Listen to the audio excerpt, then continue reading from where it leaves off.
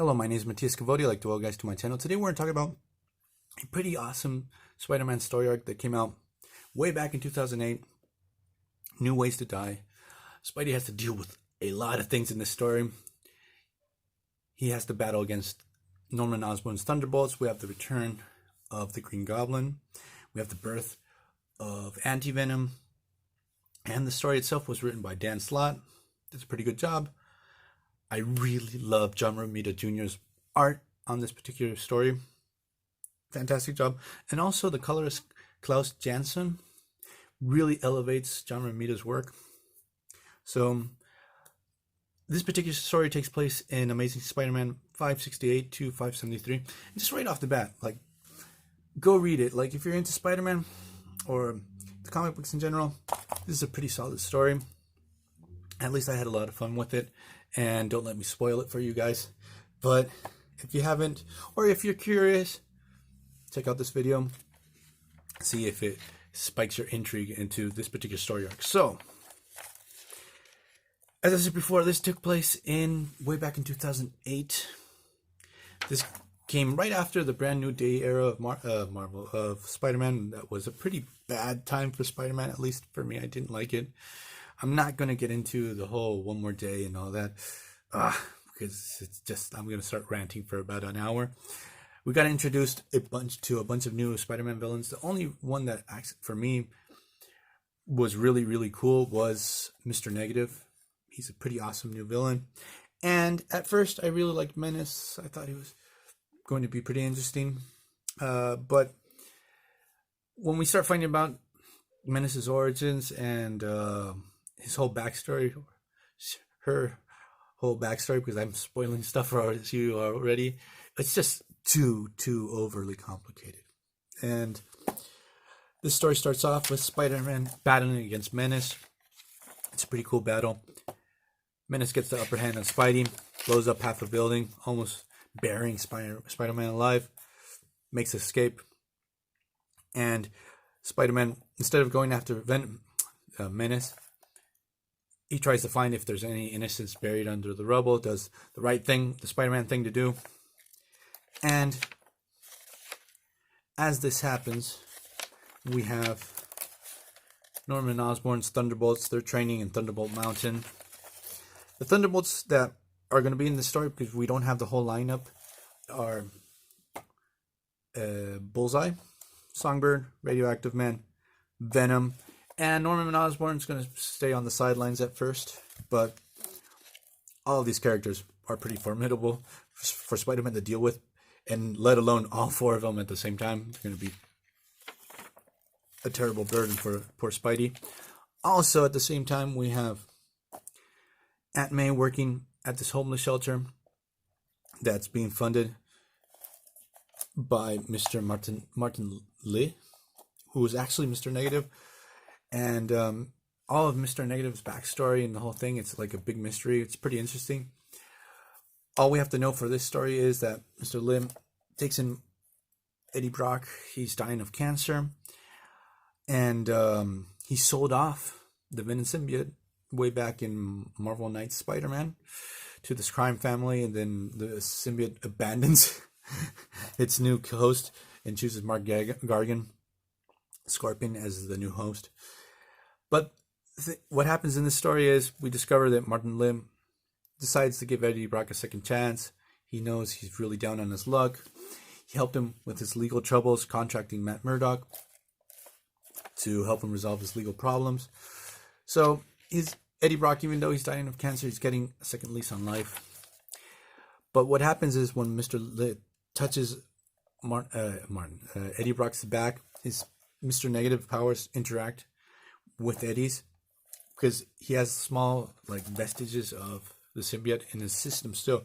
So Mr. Negative's powers interact with what's left of the symbiote in the system, and we're going to get something pretty interesting, which is the birth of Anti-Venom, because obviously I told you guys at the beginning of this video, this is the origins of Anti-Venom.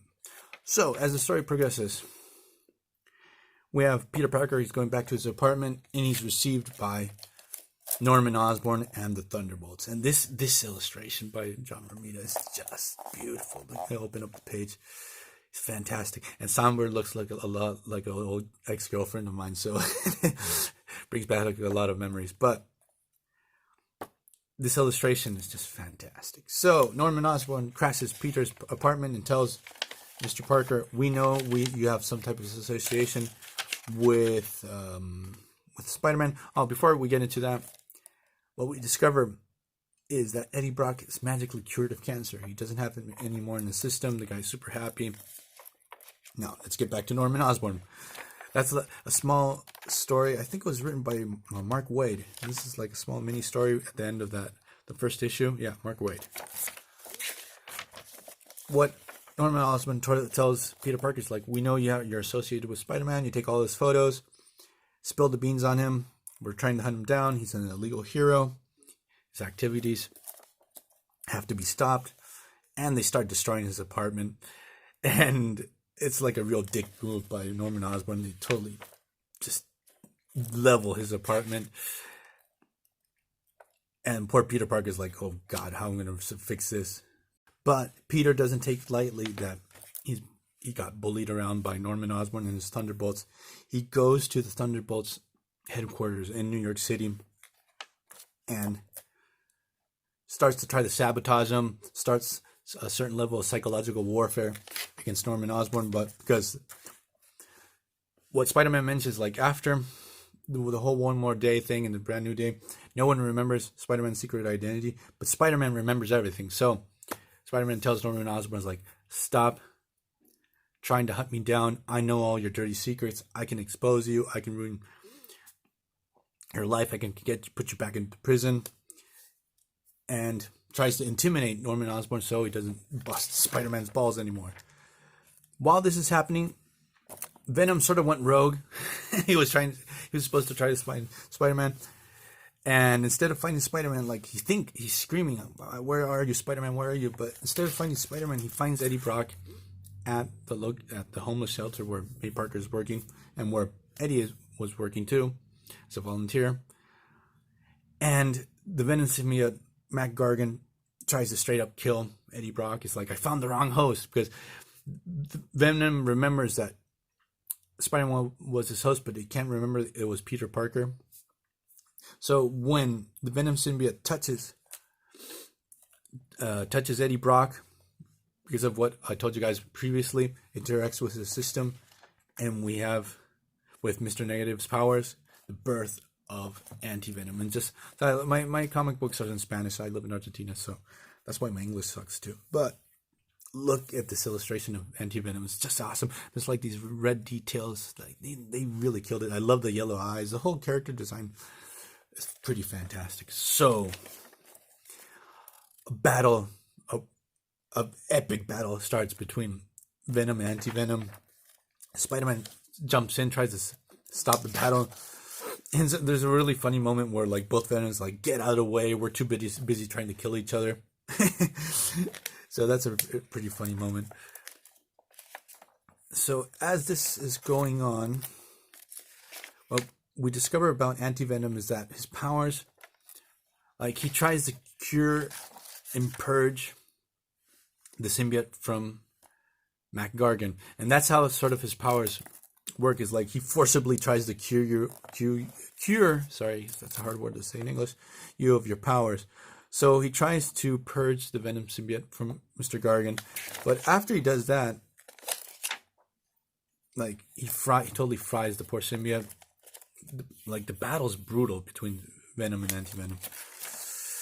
But after he does that, like he turns to Spider-Man. He's like, "You have a little bit of symbiote still in you, and there's radioactivity too. So let me cure you too." And like he really messes up Spider-Man's powers without like forcibly trying to do that. Like this is like the only illustration that really sucks Romita during this whole story arc. It looks terrible, but the rest is really spot on. While Menace confronts Mr. Osborn, it's a whole mystery. What's Menace's agenda and stuff like that. So the story progresses. Anti-Venom tries to cure Spidey. Spidey's like, "Wait, don't do this, don't cure me, don't mess with my powers. We have a battle between Norman Osborn and Menace. Like, Norman Osborn shows that he's no slouch, he's a formidable fighter, he can deal with heavy hitters and stuff like that. But what's important in this part of the story, because Spidey is able to get away from Anti-Venom's grasp, so Anti-Venom tries to heal Radioactive Man, goes after the other Thunderbolts. And at the end of the battle, Menace, who really did quite a bit of just pretty much clobbered Norman Osborn. So like, I have more important things to do. I have to go. Spider-Man, his powers are on the fritz. He makes a run for it because he's not going to be able to deal with the Thunderbolts anymore. Everyone pretty much retreats outside of this battle. And the interesting thing that happens is that Norman Osborn is able to find one of Spider-Man's cameras in the location of the battle. And what he discovers is that the camera has like this sensor that every time Spidey's in frame, it takes a photo. So what Norman Osborn does is uses that sensor to calibrate all the fire weapons, the machine guns that the soldiers that work with the Thunderbolts to make bullets that would follow Spider-Man using that sensor in his chest. So that was a pretty cool idea in the way of taking down Spider-Man. And there's going to be a battalion of these soldiers working with Bullseye. Bullseye's like you take all the fun away from trying to kill Spider-Man if you're going to use these bullets that are going to go after him. So the next issue, we have Bullseye going up against Spider-Man. But while this happens, we have Anti-Venom actually infiltrates himself within the Thunderbolts. So he's like spying on Norman Osborn, trying to find out what's going on, what he's trying to do.